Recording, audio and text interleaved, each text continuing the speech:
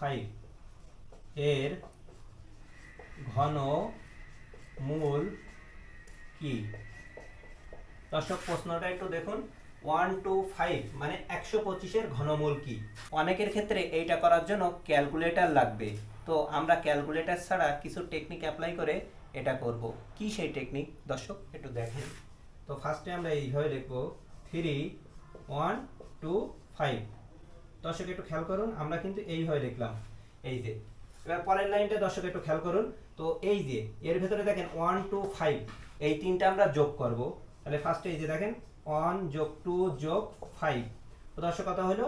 2 আর 1 3 আর 5 8। তো দর্শক এই যে দেখেন 8।